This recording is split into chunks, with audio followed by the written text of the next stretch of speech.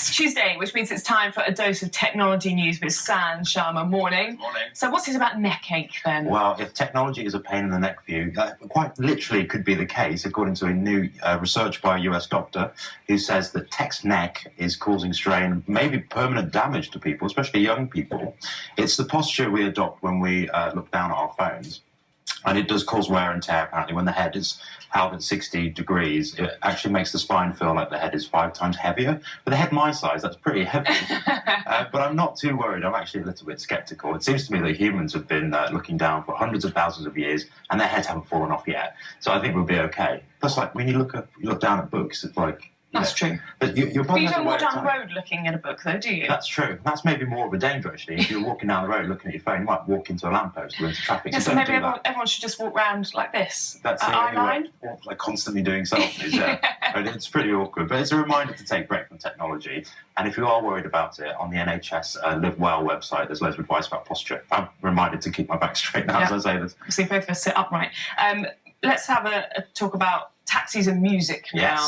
Yes. So this is Uber, the taxi app, has partnered with Spotify to let you listen to your own music in cabs. Now, this could be a gift and a curse, especially for drivers. Remember that you are rated as a passenger, so don't abuse this power by listening to Mustang Sally on repeat for the entire journey. But it only works if you've got Spotify Premium, and Uber taxi drivers have to kind of opt into it.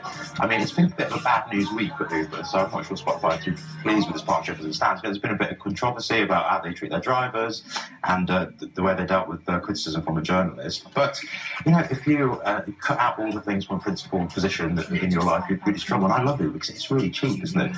Can be. It can be, yeah, depending on what night you go. But I also think drivers are really, like, letting themselves in for the possibility of really bad music. What would be on your playlist? Depends if I was going out, it would be all really camp stuff. When you're coming home, it's... It's like lullabies. Currently, as being on the breakfast shift, it's all just like mellow music and whale music.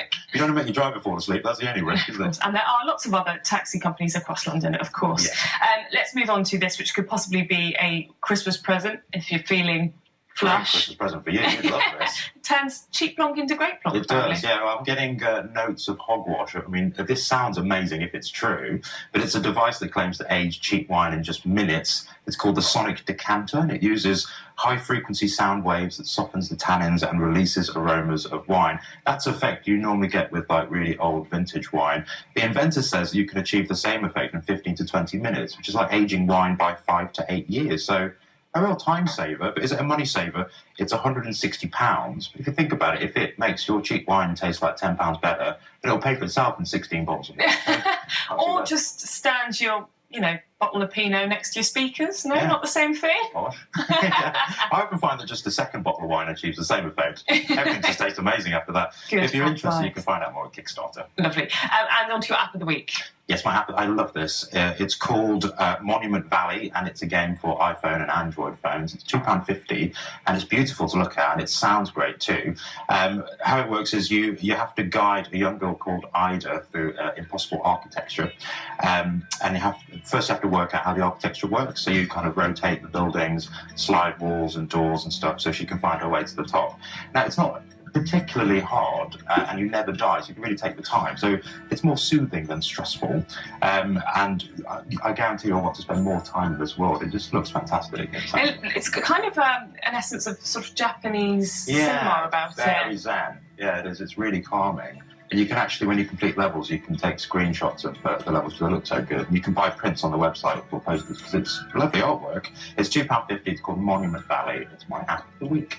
And if it's that good, you might be damaging your neck. Oh, that's so Looking true. down. Yeah, while you're decanting some wine, aging over 15 to 20 minutes. I mean, this all ties together really nicely in an Uber cab. Yeah, we should always tell a story through telling you. Right. Thank you so much, Sam, for coming in this morning.